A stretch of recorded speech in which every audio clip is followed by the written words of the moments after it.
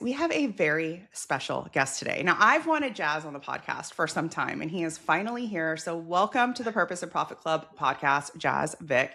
Tell us about your work and hello, welcome. Well, hello, Christina. Thank you for having me on the podcast. As she shared, I'm Jaz Vick. I am the managing director of development for One Goal in Georgia. And I am somebody who just loves to be able to mesh my passions with my purpose and really helping others connect their passions with their pockets. And so I'm happy to be here and excited to get into this conversation. We're going to dig into a lot of your work, a lot of what you've really excelled at, what you've seen happen and changes that in donor habits today. But first, I have a very important question, which is tell me about the apostrophe in your name. So he spells it, y'all. He spells it Jaz apostrophe. And I just need to know everything. All right, so here's the story, right? For the first 18 years of my life, K through 12, Okay. every school record has Jasmine because my full first name is Jasmine, right? Only guy you'll ever meet named Jasmine, I promise. But K through 12, it was Jaz apostrophe MIN. That is how I was taught to Oh, spell my name. Shout out to my mama who's probably going to see this. And that's what's on every school record. So when I mhm. started applying to college, they called me to the administrative office at my high school and said, "Hey, Jazz, listen, we know that every school record has it spelled Jz apostrophe MIN, but your birth certificate says JSMINE." And so I was like, Jasmine spelled the normal way isn't as cool and is not as easy to get away with because I'm a Sure. guy. Yeah. So I never dropped the shorthand spelling. But the government says I got to spell it JSMINE. And so jazz with the apostrophe is much nicer, it's more Listen, fun, and it's great for conversation. this is as good. This is better than I thought it would be. So I'm so glad I asked. And I'll just share that I went by a nickname from 0 to age 17. And right around like my tween years, I hated my nickname. Like I hated it, but I felt locked in, if that makes sense. Like I was like, I can't change it. I can't change it. And when I went and applied to college, it was like I felt like I had entered in witness protection. I was a new name, a new person. I became Christina. So anyone who knows me from high school knows me as Chrissy, which is what I went by. Ah, And my brother still calls me that because big brother, right? But yeah, everybody else since Christina. So I feel like there's like a period on for you too of like when you really stepped into that name fully. So that's so yeah, cool. Yeah. for sure. Amazing. So we know each other. We're both Atlanta based. We know each other, I feel like, through you. Just you are a master networker. And I actually want to start the conversation there. I think it's very easy when you work in-house at a nonprofit to stay cozy in your in-house, if that makes Mhm. sense. You're out there. Like you are out there having conversations with other nonprofit professionals, with other people in and out of our sector. Tell me about why you prioritize that and just all the things. How is Yeah. that something that's always come natural to you? I feel like it has. My Okay. dad is one of those people who never meets a stranger. I tell people all the time that my dad can sell ice to a polar bear. And it's true. Like I have watched him throughout my entire life. We'll be in the grocery store and he'll spark conversations and all of a sudden I'm turning to him like, "Hey, is that your friend?" And so it's crazy because now that I'm an adult, my kids have also become the people that's like, "Hey, is that your friend?" And so for most of my life that I can remember, I find ways to connect with people and really just figure out where we have alignment and build relationships from there. And Yeah. it's something that's important to me because I think that the world moves by relationships. I mean, every job that I've had in my life, except for one in 20 years, has been because of a relationship. So I just see it as something that's really important and even more now in the post COVID era, connecting being something that's just really high priority. Yeah. And I think it's easy, whether you're an introvert or extrovert, to be like, I'm going to go to that thing. And then when it's time for that thing on a Thursday night or whatever it is, be like, oh, I don't want to. I just want, and like, you and I will see each other at that thing. If we're lucky, we're like, Yeah. yay, we're there. Even though I feel like you have developed a habit of whether it's a conference, whether it's like a We Are for Good meetup, something like Mhm. that, like you're out there. So is it something that you've just created the habit to do? Is it something that do you have those moments where you're like, I'm going to stay home tonight, but then you're like, nope, we're going to go.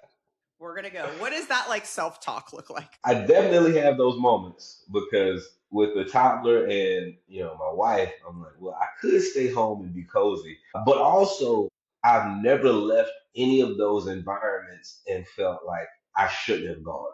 Yep. And so there's this synergy that I feel with other people in the space when we just get to connect, we get to workshop ideas, we get to exchange thoughts, and we just to get to commiserate in some of the challenges of being in the space. And before I was a nonprofit, I was full time as a pastor, and I recognized that in these spaces where there's so much hard work and there's so much being done when you're just grinding, you need the opportunity to just connect. And Yep. it energizes me. I mean, some people will say I'm clearly an extrovert. I would say I'm an ambivert because I also enjoy sitting beside the water and nobody talking to me. So it is what it is. But the self talk really is, maybe I want to stay, but really there's something meaningful to take place when we all gather. Yep. I feel the same way. It's like I'm always glad on the drive home that I went.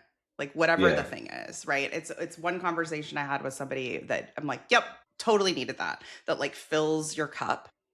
absolutely. Let's let's talk about donor relationships. I want to All right. move into, you're a fundraiser. Talk to me about the difference between just fundamentally donor relationships and really a transaction. The donor transaction. What do you see people getting wrong, getting right? How do you think about that? Yeah. So I think about the reality that we are people interacting with one another, crossing paths in our own stories, right? Like no matter what you went through this morning, there's a point where we're going to have an opportunity to connect. And I hope that our interaction was meaningful. And even if it wasn't meaningful, I hope that it wasn't a drag on your day. And Mm, so when we have conversations as a fundraiser with funders, I really want to know, how do I connect with this person to the ability and depth that they're willing to connect. I mean, some yeah. people want it to be all business, but what I have found in some of my greatest donor relationships has been, I'm not just coming to you when I need something.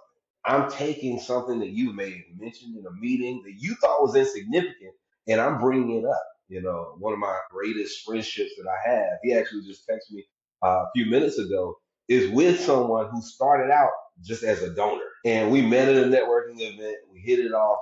And over time, I took things that he shared about what he cared about, what he loved, what he hated, what bothered him, and chose to intentionally lean into how I build a relationship with this person. And truth be told, he has gone to bat for me in so many spaces because we've built a relationship. And he has shared, man, you're one of the few people I know in this space who is willing to really just build deep relationships. And I think that the trends have gone towards, if you're not building relationships and you're only showing up when it's time to ask, you're Yeah. missing an opportunity to have a greater I impact. can hear like in my head, it's like two things. One is like I say this like boyfriend energy, like you only call when you need something. Like you don't want to be that, right? Like the bad boyfriend, right? Yeah. But at the same time, I think of a lot of development professionals going, Christina, Jaz, there's only so many hours in the day. How do you develop the depth of those relationships at scale? How do you do this practically? What does that look like for you? And maybe the Yeah. answer is just consistency and time. I don't know. What would you say? I would simply say use everything that's at your disposal. Like I have Mm, relationships with people who I will send a voice note and I'll see the voice note disappear. So I know they heard it and they'll come back 3 weeks later like, man, listen, I heard your voice note. Thank you for thinking of me. I just want to circle back. There are yep. others who I may send a text, an email, or I just pick up the phone and call. And I think that in this particular day and age, for me, it's not necessarily like I have this list. I'm like, I'm working down a list. It's as people come up in your heart and mind, just check 'em. Like, because we all are living this human experience where I fully embrace it. If somebody comes to mind or I see something that reminds me of somebody, it takes nothing for me to just pick up my phone and say, hey, just thought about you. Just wanted to check in. How are you? And I've just come to recognize it goes so far with people when it really only took 10 seconds or less. So good. You're reminding me that that saying, just because it's simple doesn't mean it's easy. Like what you're saying is Hmm. simple. Pick up the phone and call. And That actually is so much harder than it sounds. I know this because my clients give me this look on their face where I'm like, why don't you just call them? Why don't you just give me a power hour? Go ahead and call this many people. Yeah. No, you're doing two things. One is you're also bringing in what I would call like intuition, where you're like, you know what, I just Hmm. thought of that person. Um, and then you're like, and courage. And I'm going to just Right. call them. How does that process look for you? Is that practice that you've gotten better at it versus like, I just thought of them. Nah, I'm not going to call them. That'd be weird. Like, where you talk Yeah. yourself out of it. I think a lot of it has come from practice, Yeah. feedback. When I get the feedback from people that, man, I needed that, it just reminds me how life is short. And so if I can be, if I can be a bright spot in somebody's day or week or month, then I decenter myself. So much of that self-talk of they're gonna whatever, that's centering yourself. And if you're really striving to be selfless, you're striving to build genuine relationships, it becomes, let me decenter myself and think about what this could mean for this person that I'm reaching out to. So that's really what helps me in a personal way. Yeah. About a decade or so ago, I had a mentor who really helped me overcome a lot. And there was a day where I was driving and I thought about it. Unfortunately, later that day, I didn't move on. Later that day, I got the news that he had passed away that morning. Mm. And for me, that really, created this push in me to say, whenever I think about somebody, reach out. And Yep. so for over a decade now, that's kind of been my mantra is, you're feeling it for some reason. And more often than not, when I do move on that, the response is, man, you must have known I was having a bad day. So that's really what has helped me. And I think Yeah. for others, just recognizing time is limited. And so just use it. Decenter yourself. So good. And what a great lesson there, as far as just like when I have that moment, when I have that nudge, I'm going to make the Hmm. call. And then it's just like, and we go. I'm curious how you've worked in-house at several organizations, and Hmm. I'm curious whether in-house or just watching other organizations, where do you see that orgs accidentally become transactional? Where you're like, ooh, that didn't land, or where do you see that come up? I think more often than not, it comes up when there's this frenetic energy in an organization, when it's do or die. And the truth is, I have been in youth serving organizations. My best friends are doctors. When they call me and tell me they lost a patient, that's an emergency. When they call me and tell me that someone, was having terrible experience at the hospital, that's an emergency. More kickballs is not an emergency. And so for me, there's this perspective that I recognize organizations often miss. And I fully embrace that, as a fundraiser, we're raising, especially if we're in the annual fund and, we're raising unrestricted dollars, that we need to make sure the lights stay on and salaries Mm-hmm. get paid.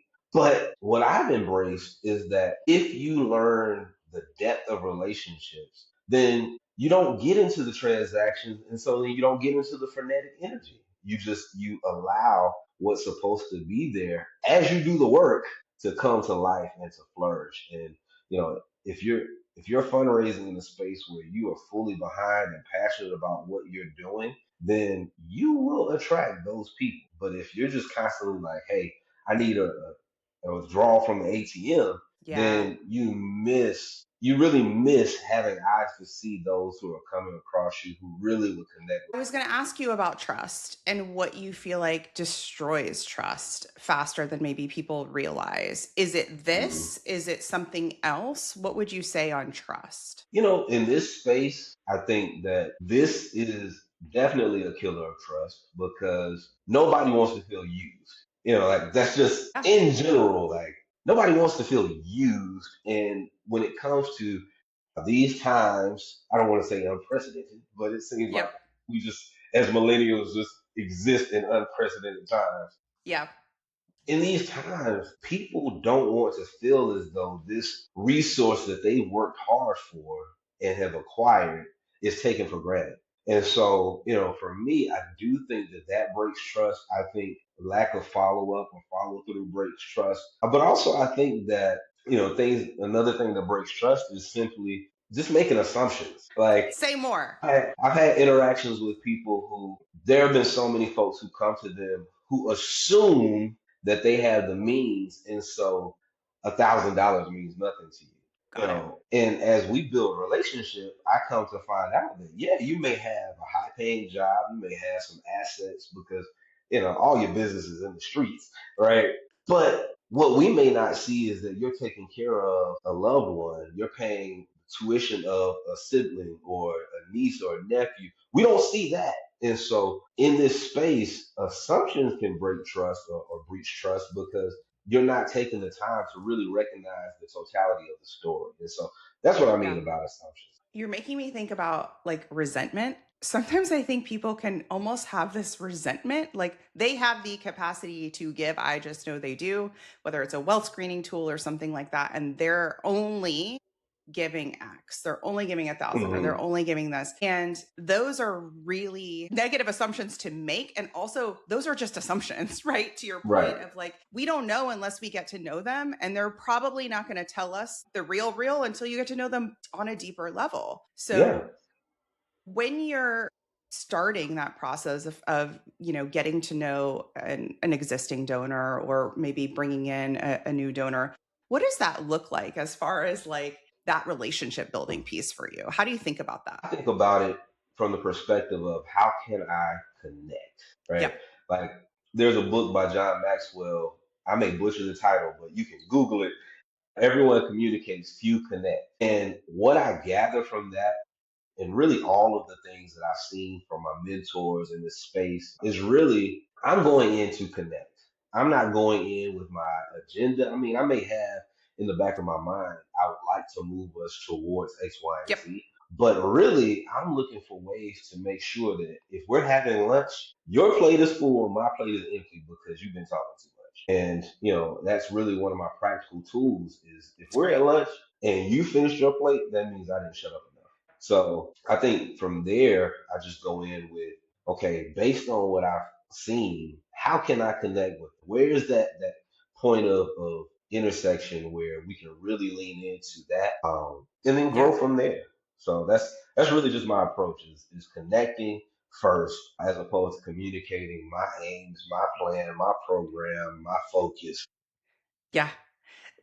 Sometimes I think like, you know, some fundraisers think they need the deck. Sometimes too, if they're going for the sponsorship or things like that or a major Hmm. donor. And I'm like, they just want to talk to you. You know that, right? Yeah. Like we just want to connect. Like no one wants to be taught to now. And on, slide 17, you'll see like that's not connection. We Right. think we need something more than what you said, which is just this kind of one-to-one connection and understanding what they care about, their goals. Hmm. You touched on the economy. I want to talk about this, or you touched on unprecedented times, I think was your word, and I wrote Yeah. economy. Yeah. We're gonna umbrella just the current landscape we are in, whatever you want to bucket Yes. that as. I think it's really easy for some fundraisers to think that means we should pull back. That means we should ask less or ask less often or just take what we can get, whatever that looks like, because and then it's like finish the sentence. It's so hard right Hmm. now. It's, I was talking to a friend, she is saying, her healthcare is basically the cost of a mortgage now. Right. And I'm going, Hmm. yeah, we are in, whether it's this or that or the other, it's challenging times. And yet I'm finding people are more generous than ever. But there's a nuance here. So how do you think about that nuance in fundraising? Yeah. So I like to consider the fact that I've been fortunate enough to interact with people at every spot in the socioeconomic spectrum. Like Yep. I have met people who don't have anything financially, and then I've met people who this is the best time ever because it's It is happening for for a some lot of people. people. There Yep. are some people, business is booming and the coffers are getting filled. And so I fully embrace all of the places on that spectrum, and so for me as a fundraiser, I try to move from an abundance mindset. We're especially being in Atlanta. Like if you're listening to this and you are in a very small rural area, there may be a different context. And I still think that it's important to shift the mindset from a scarcity mindset to an abundance mindset. But in Atlanta, there's no shortage of people who care specifically about kids. And so my mindset is often, if there's a shortage, if there's a gap, then it means we got to go on a campaign to make sure more people know what we do, why we do it, and who we do it for. So I just, in these times economically, I just embrace that there are going to be some people who are able to give more. There are some people who are able to give less, but across the board, people are still making money.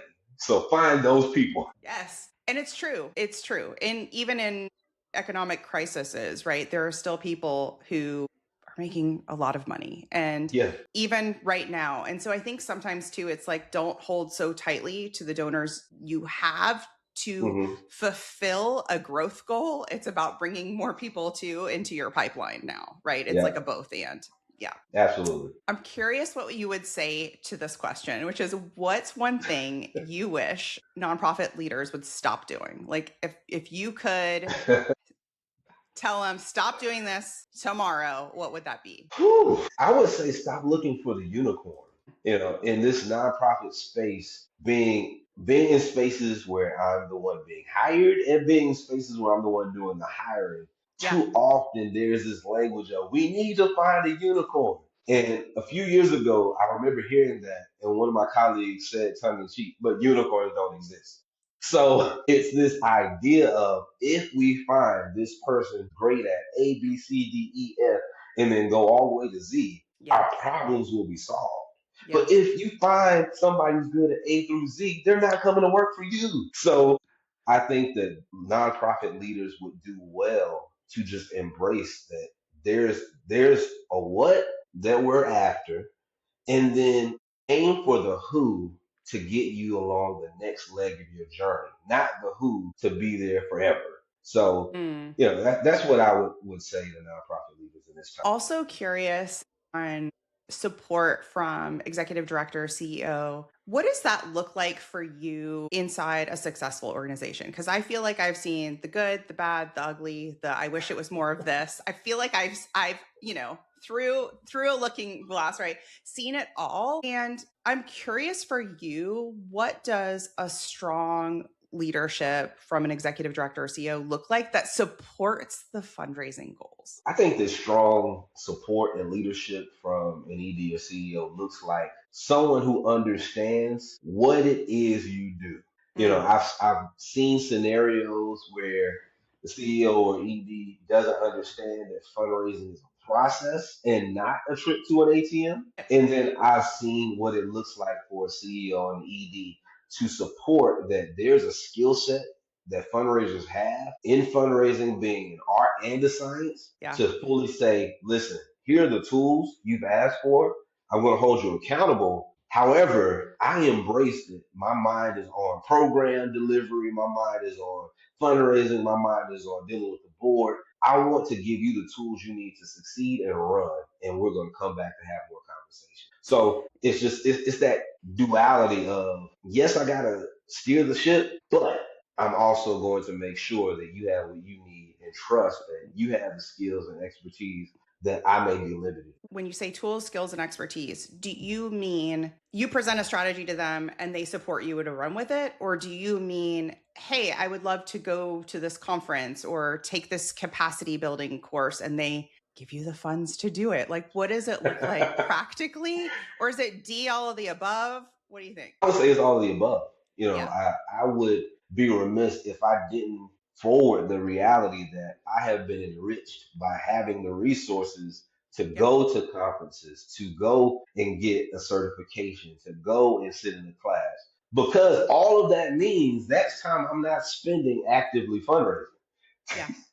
And so, when I get to go, then there's conversations that are had, there are relationships that are built, there are connections that are being made. Yep. There are people who are saying, hey, well, I didn't know you even needed this. I actually know this person. And so it's being able to recognize that even though it may not necessarily be active fundraising, it's propelling the mission forward.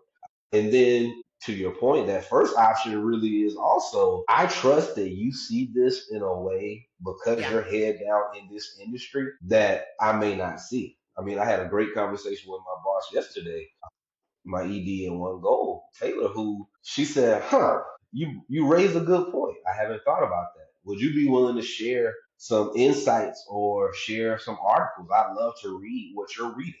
To Mm. me, that meant that I have a boss who is willing to learn and not be, immovable in how she Yes. sees fundraising. And I think that that allows me to have more flexibility in how I go about strategically growing the footprint. What would you say to somebody in your shoes who, this is self-serving, Jazz, who just sat through one of my sessions or read an article and they're like, oh my gosh, we want to do that. I want to try that. I'll own that. I'll take the ball and run with it. They tell their executive director, and their executive director is essentially too scared for them to do that. Like whatever it is, because they're so used to staying in this one lane. This is how we Mhm. communicate. This is how we fundraise. This is what we do. What would you say to that fundraiser who's like, I feel like I can't, right? Can't get the approval to really try new strategies, to be more courageous, to implement these ideas. What would you say to somebody like that? Where it's really leadership. It's kind of on them. Yeah. Well, what I would say is scared money don't make money. But Say it again. there's Say it again. scared money don't make money. Like at the end of the day, we tend to in this sector want to build a mansion with toothpicks, straws, and rubber bands. And what we know is that to move anything forward, it takes money. No money, no mission, no mission, no money. And at the same time, if you've been doing the same thing over and over again and not getting a different result, that's insanity.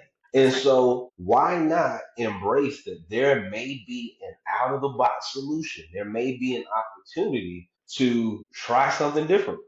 Yeah. And and yeah, maybe you test it out and you got to give it time and space to breathe. Like, try it, and then a month later, nah, this didn't work. See, this is why we shouldn't have.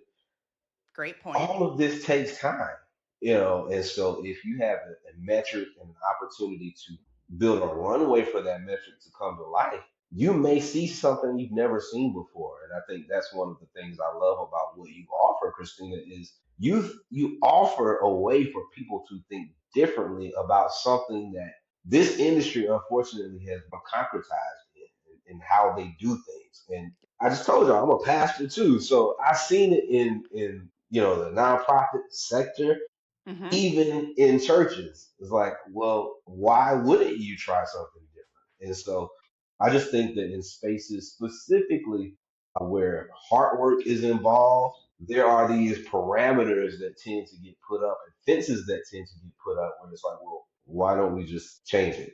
Let's do Yeah, something like different. what if there weren't, right? What if we just didn't do that anymore? And it's like, wait, what, can we? And it's like, yeah, we can.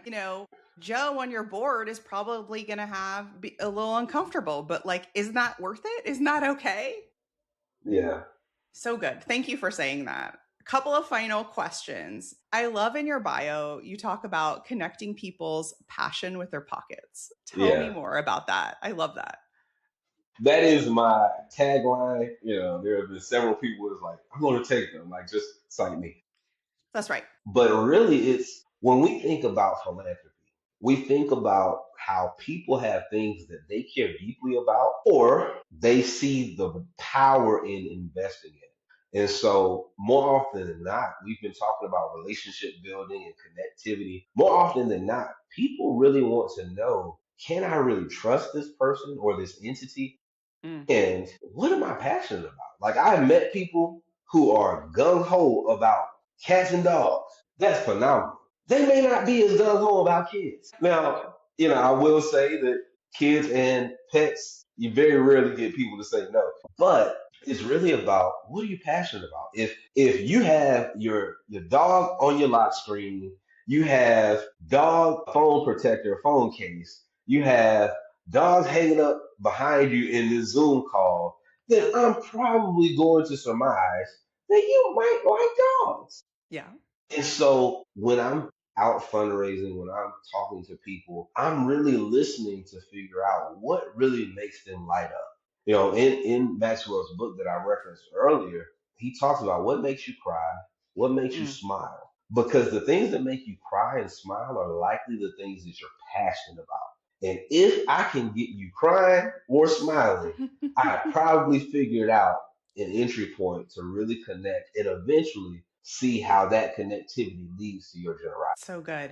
You're making me think about this challenge maybe that organizations have been faced with, which is like kind of the rise of mutual aid, right? The rise of that.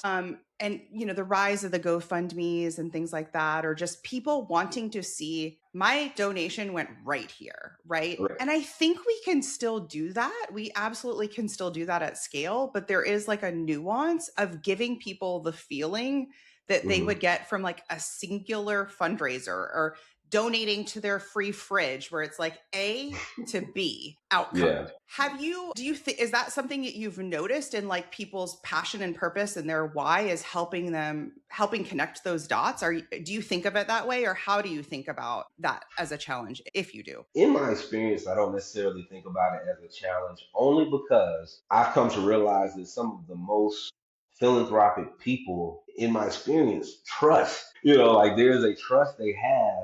And Yeah. then there's a financial savvy, a business savvy that comes along with that, that says, I fully understand that if I don't give, or people don't give unrestricted funds, so to speak, Mm-hmm. then you can't sit here with me because you got a family to feed. Thank you. Thank you. And so Yes. more often than not, I try to point to the realities of, and I face this, again, I think having the church background, I worked for a church where I was doing 8 jobs, literally, no hyperbole. And I was not making a lot of money. And so when people would give, they were not questioning why I was driving a Nissan Altima. Well, there was one, like it's an Altima. But anyway, they weren't really questioning it because they understood that if we want to come into this nice building, and this nice building looks this way, and the sound system works, and all of these things happen, it Mm-hmm. takes money for it That's to right. work. Yep. And I think that, more often than not, there's this education piece for people across the board to understand that, even if an ED or a CEO makes a significant amount of money, they are doing a huge work. Like, Yep. like to lead an organization and have to make sure these multiple levers are moving. They could transition to the corporate sector and make double what they make Yep. moving these types of organizations. And so I don't necessarily see it as much I'm because of the level of sophistication. I'm glad that you said that. I think that's really important. Is sometimes too is we think, and I think again, sometimes we're in the pool, so we are not objective, right? And we think that donors don't want to pay for overhead, but one little nuance of like this program doesn't run without Shelly. This program Yeah, doesn't exist without, right? And they're like, oh, right, good point. I'm in. Like these are objections that most people aren't even saying. These are just headlines and clickbait yeah. and articles like that. Anything else that you want to share before we move to our final question? I'm so grateful for this conversation. I think you've given people a lot of like a good mix of inspiration, like, okay, I can do that. He can do this, and like tactical. So a good kick in the pants. Good. I would really just say don't overthink it. Yeah. I'm not coming to this as someone who doesn't overthink. I actually don't know how to turn my brain off. However, in this space, earlier I referenced that, we're not doctors in the hospital. However, I do think that a healthy urgency, a healthy stress is understanding that the organizations that we lead, the organizations of fundraising for, are organizations that are doing a communal good, that have the capacity to feed somebody, help somebody, house somebody, clothe somebody who can change the world. Yeah. And so if we take one day at a time and hang our hats on that person we just talked to, even if they didn't say yes now, they may come across a recipient of our services who can change the world. Yep. And so that's really how I move, especially since that I'm passionate about youth serving organizations and exist in that lane, Yeah. I'm fully confident that we are unearthing the next generational leader as we support them, serve them, and love Do you love this next generation? Would this be Gen Z and then is it Gen Alpha? Is that? them. It's Gen Z Oh and my Gen Alpha. gosh. Yes. Yes. They're, They are, having a Gen Z child and an yeah, Alpha Gen child, they are both very compassionate, empathetic children. I mean, oldest is almost 20, so I guess I can't call him a child, but to me, he's my child. He is a child. child. But the level of compassion, empathy, understanding that Yep. they possess because they see so much, That's and what I so was going to say. we often say they see too much, they know too much. But parenting both generations at the same time right now, I realize that their access, if wielded in the proper direction, leads to a more empathetic future Yep. where they're not as inclined to just shut somebody down or shut something down because it's outside of what they've been taught. So I'm I hopeful about the future. I totally agree. I feel like that's whether it's social media or just the fact that we just have more information at our fingertips than ever. And I think that's one of the more positive pieces is they're way more Mhm. informed. And I find the same thing. I'm also very excited. And they're already taking me to school on how to use, they're like, give me your phone. I fixed that. Give me this. I fixed that. My nephew, and then we'll wrap up, I swear, was like, that's the mouse you use? That? And I was like, he's like, and I was like, is that bad? And he's probably 16 at the time. He's like, it's not good. And I was like, well, find me a better one. And so now I have my ergonomic mouse, Oh, Yeah. And yeah. I was like, come back in. Is the office looking better? He's like, yeah, it's better. Your tech setup's better. So they're very smart. Well, we It ask, works. yes, every guest on the podcast to share whether a thought they like to think on purpose, whether it's an affirmation, a mantra, a quote.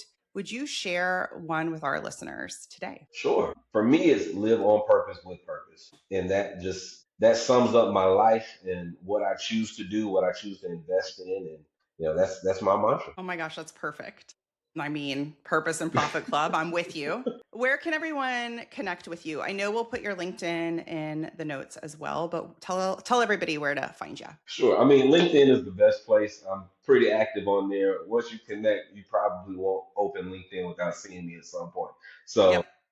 that's the best place. Jazz, Jaz apostrophe, last name Vick. And if you're in Atlanta, you're going to see one of us or both of us at some meetup at some point soon because Absolutely. we're around. Thank you so much for this conversation, Jazz. This has been so fun. Thanks for having me, Christina, and I've enjoyed it.